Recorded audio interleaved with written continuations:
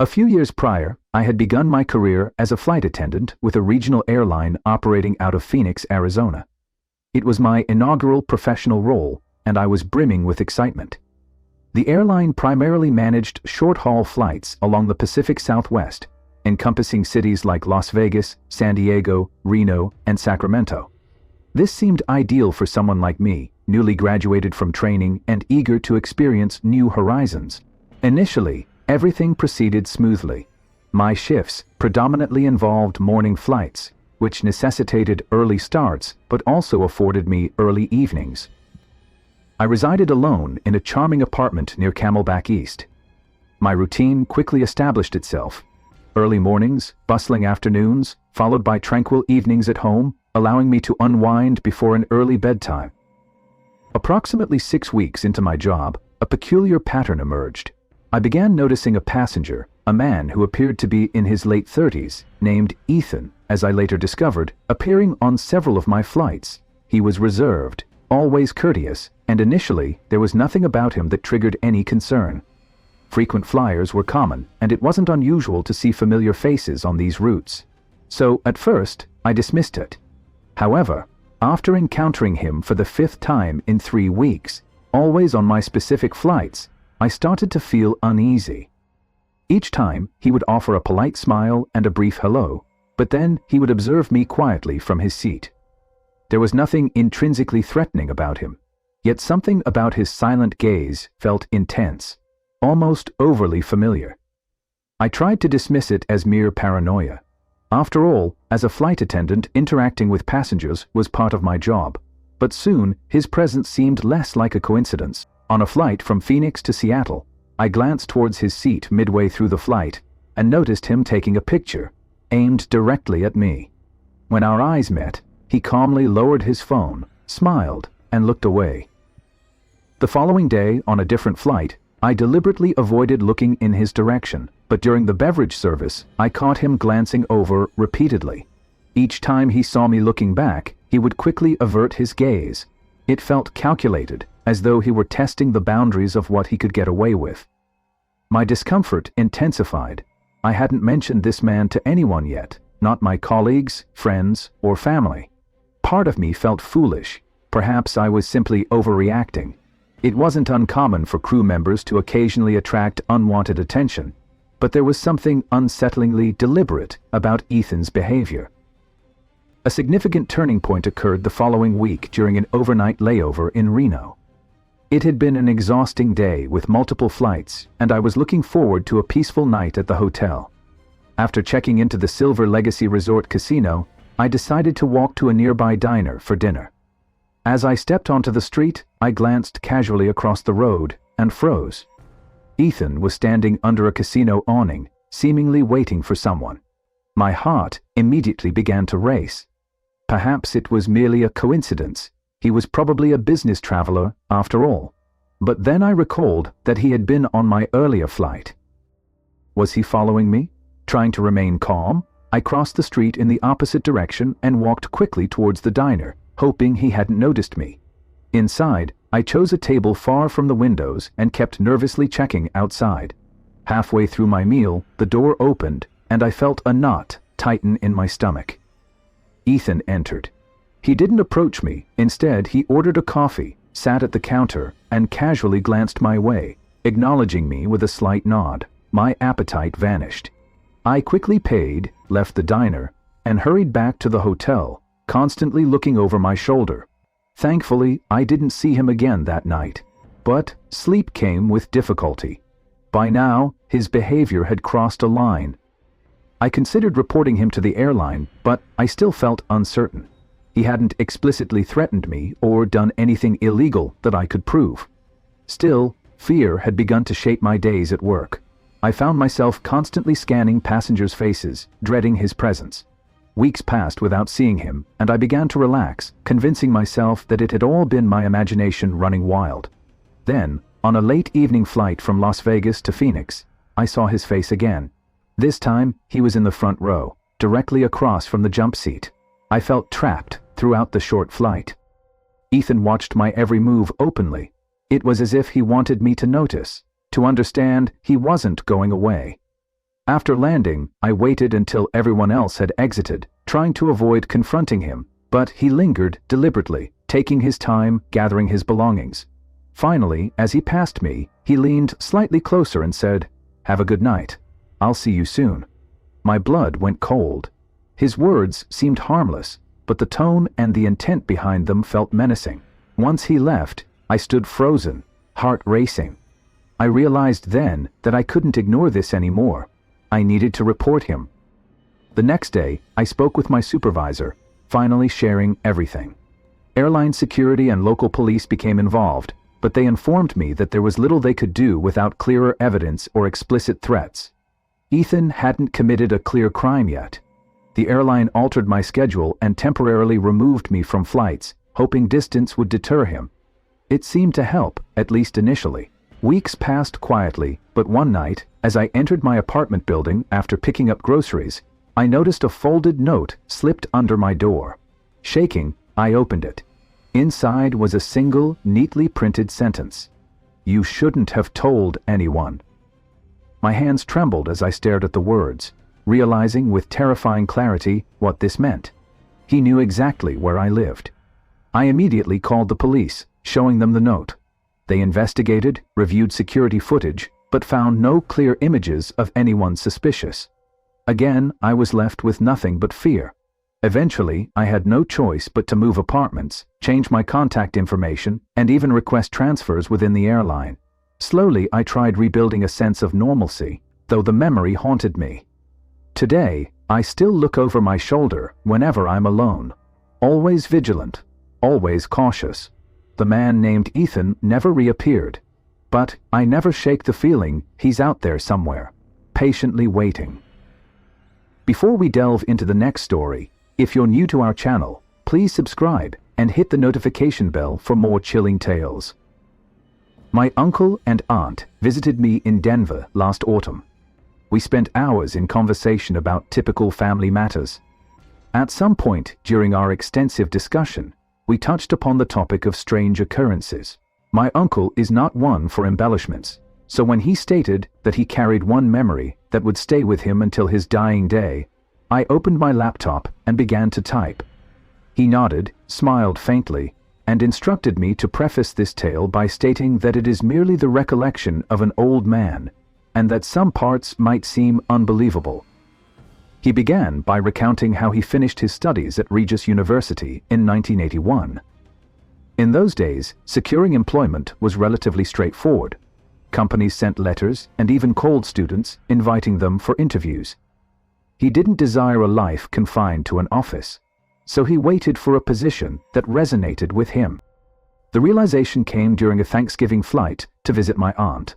While looking down at the luminous pinpoints of planes gliding across the night sky, he became captivated by air traffic control.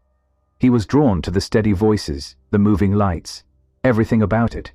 By his 28th birthday, he had passed all the necessary exams and was authorized to work independently.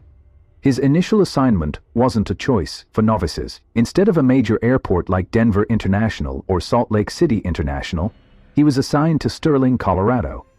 People often confuse Sterling with the sea, but it's just a small agricultural town. The airport there featured a single short runway nestled between endless fields of wheat. Day laborers would leave by 5:00 p.m., yet the tower remained operational until 4:00 a.m. Numerous airways converged above, so a distressed aircraft might need to land unexpectedly. My uncle would sit alone in the glass-enclosed room at the top, while a security guard named Dale slept downstairs near the empty ticket counters. Most hours were uneventful. He passed the long nights by reading thick paperbacks and working on crossword puzzles. He also spent many evenings chatting on the phone with my aunt. While some might describe air traffic control as nerve-wracking, in Sterling it was mostly monotonous. Only occasionally would a small piper call out of the darkness, seeking assistance to land. This quiet routine persisted until mid-March 1986. On March 15th, the wind howled across the flat plains, yet there was no snow. He was scheduled to remain on duty until closing. No flights were listed on the board, so he anticipated another uneventful night. At 2:00 a.m., A small Piper Cub radioed in from about 40 miles north.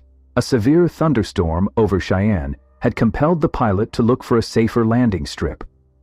My uncle retrieved his binoculars, checked the visibility, and began guiding the aircraft down. The landing appeared challenging in the crosswind, yet the wheels touched down without incident. He raised the binoculars for one final look, and froze. A woman was walking up the runway. She was wearing a light summer dress, no coat, no shoes, as if the air were warm. The temperature was below freezing. Worse still, no one could explain how she had reached the middle of an active runway in the first place. Perplexed, my uncle grabbed the microphone and called the Cessna. "Do you see a woman on the runway?" he asked. The pilot sounded calm but surprised and stepped out to check. Through the binoculars, my uncle watched him approach her, speak, and lean in as she brought her mouth close to his ear. They remained like that for 10 long seconds, neither person moving. Then, the pilot snapped upright, spun around, and sprinted back to his plane. Propeller roared to life. My uncle barked over the radio, ordering him to wait, but the pilot ignored every call. The small plane sped down the runway and ascended into the night. Static filled the radio, and amidst the hiss, he caught fragments of words. Then, one clear command: "Run!" The signal went dead. He leaned back, trying to comprehend what he had just heard, and then remembered the woman. When he raised the binoculars again, she was facing the tower, about 250 yards away. Her eyes opened so wide, they seemed painful. There was no hint of snow beneath her feet. She began running directly towards him. He had served 3 years in Korea and thought he was immune to fear. Yet something about that figure sprinting through the night sent a chill down his spine. He called Dale, the guard, but there was no answer. He glanced down just in time to see the front door of the tower burst open. Instinctively, he lunged towards the small storage closet beside the radar racks and locked himself inside. Outside, chaos erupted. Equipment crashed, drawers slammed, and he heard the rapid thud of feet. Suddenly, a violent bang struck the closet door so hard the handle rattled. Then, total silence descended. He remained hidden until the orange glow of dawn seeped under the door at 7:15 a.m. The day controller, Gary, arrived, cursed loudly, and unlocked the door for him. The control room was a wreck. Radio panels were torn from their mountings, screens were shattered, and papers covered every inch of the floor. Police took statements and shook their heads. Repairs took 9 days. Dale was dismissed for dereliction of duty. Security cameras were discussed, but not immediately installed. My uncle convinced himself that the intruder must have been a mentally disturbed woman from a nearby town. The story felt less real with each passing day, blurring the lines between reality and nightmare. He returned on March 24th. The nights remained calm through the rest of March and into early April. Snow continued to fall, sporadically. One evening, near the end of another shift, a private Learjet radioed from 60 miles out. Turbulence and icing had forced them to seek an immediate landing. The jet was larger than anything the Sterling Strip usually handled, yet emergencies necessitated exceptions. He granted clearance and watched the snow swirling outside the glass. Then, like a phantom, she appeared again. She stepped onto the far end of the runway, barefoot as before, the thin dress fluttering against the white flakes. Somehow, her face was directed right at him, her eyes still stretched wide, unblinking. He realized that in their previous encounter, she had never closed them once. 2 full minutes passed while she stared, her eyelids never fluttering. He ordered the jet to maintain altitude, but the pilot refused. They couldn't remain aloft in the severe turbulence. He granted permission to land, his heart pounding, knowing the woman now stood only about 120 feet from the tower door. Against regulations, he ran downstairs and secured the outside door, then hurried back to his console. From the window, the runway looked empty. Perhaps she had already vanished. The jet announced final approach. At that instant, something slammed against the downstairs door. Metal shrieked. He stared at the radio because looking anywhere else felt impossible. Heavy footsteps ascended the tower stairs, each footfall an angry thud, as if someone were deliberately slamming their heel into the metal.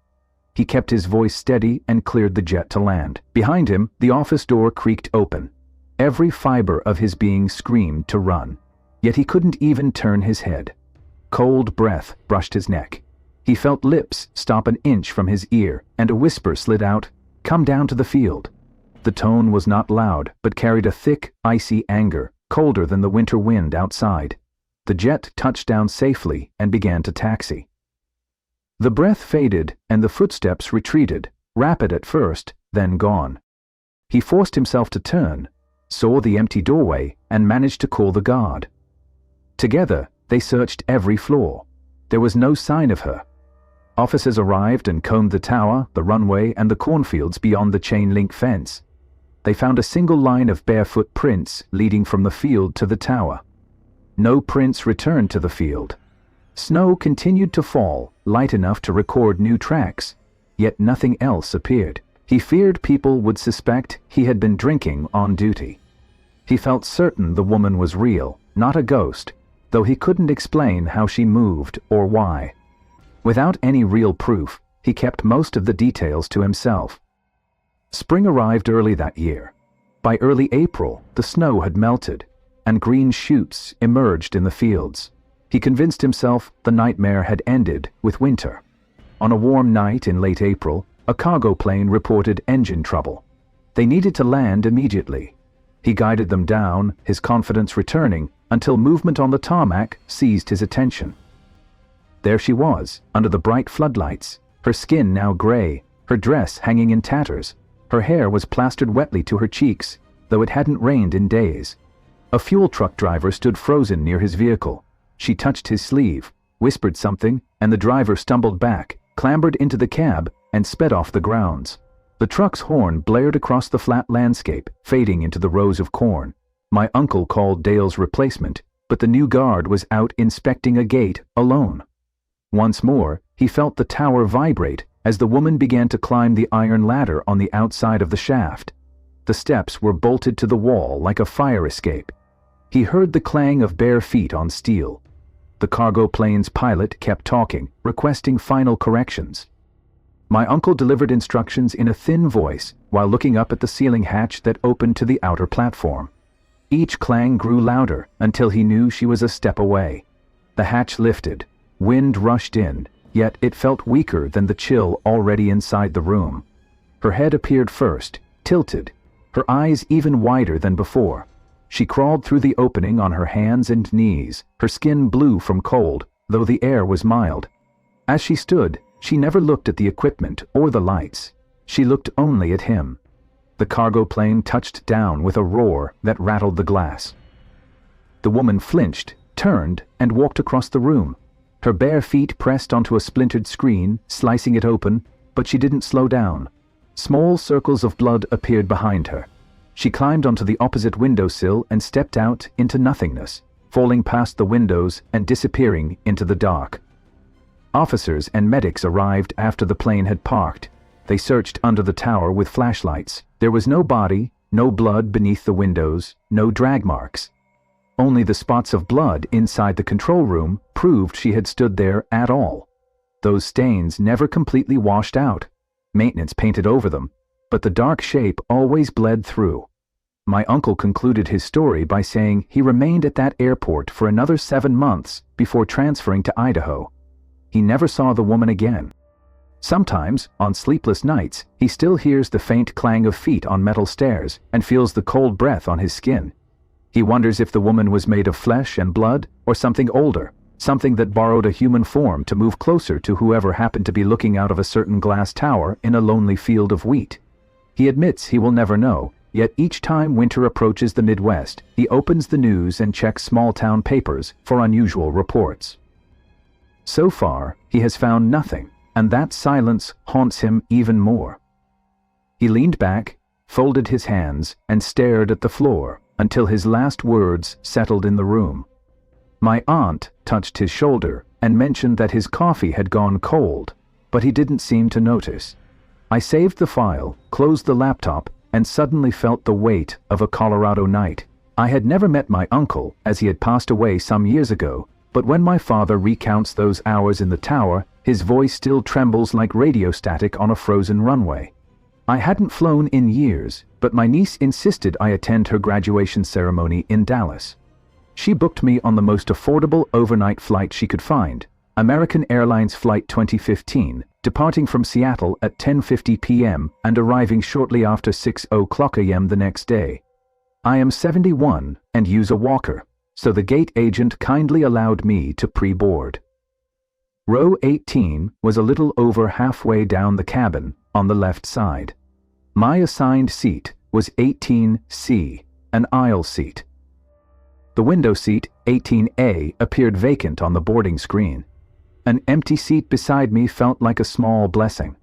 I stowed my handbag, draped my shawl over my knees, and listened to the slow trickle of other passengers moving past. Most looked weary, wearing hoodies, earbuds, and carrying paper coffee cups that trembled in their nervous hands. When boarding seemed nearly complete, a man stepped into my row. He didn't hesitate or check his ticket. He simply turned sideways, slid into 18A, and sat down. I felt the brush of a heavy trench coat against my sleeve. His head remained bowed, his chin tucked into a dark blue scarf. No carry-on bag, no drink in hand. He folded his hands in his lap, his fingers appearing pale against black leather gloves. I decided to make a polite gesture. "Long night," I whispered. He didn't move. I tried again. "Dallas will be warmer than this." Nothing. I chuckled softly, more to myself than at him, and turned to face the aisle. The cabin lights dimmed for takeoff. I expected him to fasten his seatbelt, but his belt was already secured. Perhaps he had buckled it before I noticed. During the ascent, the plane vibrated in that familiar way, like a car on a bumpy road. My seatmate neither flinched nor shifted. His shoulders remained squared, his posture too rigid for someone intending to sleep. I watched the yellow seatbelt sign illuminate the dull fibers of his coat. Each thread seemed slightly damp, almost sticky, as if he had been walking through a light rain. An hour later, the flight attendants began their quiet service. The cart rolled up the aisle, offering water and small bags of pretzels. When the attendant reached our row, she leaned towards me. "Anything to drink?" I asked for a diet soda. She glanced at the window seat, her eyes questioning. "And for him?" "He hasn't said a word," I whispered. She leaned closer to the man. "Sir?" No response. She waited a moment, then placed a miniature bottle of water on his tray table, untouched. The cart continued down the aisle. I sipped my soda, the bubbles tingling on my tongue. I noticed the man's gloves. There was no reflection from the cabin lights on the leather, as if they absorbed all light. His breath created no condensation in the dim cabin air. I must have dozed off, because I awoke to darkness, save for the faint glow of the emergency exit signs and a muted movie screen a few rows ahead. My watch read 2:43 a.m. My neck felt stiff. I stretched slightly and felt the man's coat sleeve again, pressing gently against my arm, as though he had leaned towards me while I slept. The pressure was constant, not the accidental bump of turbulence. I tried to pull back, but the armrest restricted my movement. I said, "Sir, could you please give me a little more room?" No reply. I pressed the call button, but nothing happened. Perhaps the light bulb was out. Instead of waiting, I decided to use the restroom. I rose carefully, stepped into the aisle, and shuffled towards the rear galley. Behind me, the man remained motionless. The restroom line was short. 3 teenagers and a woman waited. I glanced down the aisle from that angle. Seat 18A looked empty. Only a bare headrest caught the blue light. I frowned, tilted my head, and squinted. Still empty. A cold thought crept into my mind. Maybe he had followed me. Yet I hadn't heard any footsteps. When I returned, 18A was occupied again by the same unmoving figure. I eased into 18C, my heart thumping like a drum. I tried to rest, but kept straining my ears for any sound of breathing. Nothing, only the steady hum of the engines and the occasional clink of silverware from the front cabin. As dawn approached, a faint orange glow appeared through the window across the aisle. The cabin lights brightened. The lead flight attendant announced that we would begin our descent soon, and asked everyone to return their seatbacks to the upright position. The man beside me remained rigid. I focused on small tasks, refolding my shawl, straightening the strap of my bag, until the wheels made that familiar thump upon landing. We arrived at 6:18 a.m., rolling past the bright Texas landscape. Passengers unbuckled their seatbelts, stood up, stretched, and retrieved their carry-on luggage. I waited for assistance with my walker. When I finally stood up, the man still sat with his hands folded, gazing downwards. I touched his sleeve, intending to say goodbye, or at least excuse myself. The wool felt colder than the window glass. I shuffled past him and exited into the jet bridge. A young flight attendant hurried up behind me, slightly out of breath. "Ma'am, did you sit in 18C? "Yes." "Was anyone in the window seat?" I hesitated. "A man in a dark coat." Her brow furrowed. "Our manifest shows 18A as vacant. No one should have been there." "He was there all night." Another flight attendant joined us, holding a tablet. She scrolled down the screen, frowned, and then looked up. "Boarding count is correct. Every assigned seat was filled. No extras." I felt a little dizzy. Perhaps a last-minute standby? They exchanged glances. Gate records don't show that.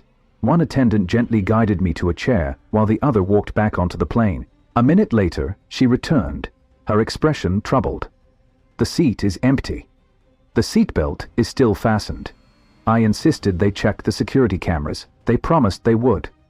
I left, feeling uneasy, but trying to rationalize it. Fatigue, dim lighting, my aging eyesight. At my niece's house, I recounted the story. She offered a half-mile, half-concerned look and asked if I had any proof. I remembered the photo I had taken during boarding. I had quickly snapped a picture of the cabin to send my sister, a light-hearted boast about traveling alone. I opened my phone's gallery. Row 18 came into view, 2 seats, mine and an empty window seat. No dark coat, no gloved hands. Yet, my memory of the coat's rough texture was as vivid as the phone in my hand. I could still feel its weight against my arm, still recall the faint, musty odor. I spent the day with family, trying to enjoy the celebrations, but the night brought unsettling thoughts. I lay in the guest bedroom, replaying each moment. The boarding, the silent man, the untouched water bottle. I wondered if some individuals travel in a different way, slipping between passenger counts and camera frames, needing only a seat and the warmth of another body nearby. Maybe he hadn't intended any harm. Maybe he just desired company for a long, cold flight. The next morning, curiosity outweighed my apprehension. I called United Customer Service. After being transferred 3 times, I finally reached a supervisor. I inquired if the crew had found any belongings in 18A, a wallet, a ticket stub, anything. She said that the cleaning crew had reported finding nothing except a sealed bottle of water. She then asked if I was the woman who had filed the incident report upon arrival. I confirmed. She paused and lowered her voice. The flight deck reviewed the passenger list and the security footage from boarding. There is no record of anyone stepping into that seat. I thanked her and hung up. My hands were trembling, but not from the cold. I scrolled through my contacts and found my late husband's number, still saved even though he had passed away 2 years prior. I tapped it, knowing it would go nowhere, yet wanting to hear the automated message just to fill the room with a voice, even a recorded one. Outside, the distant drone of traffic hummed like aeroplane engines.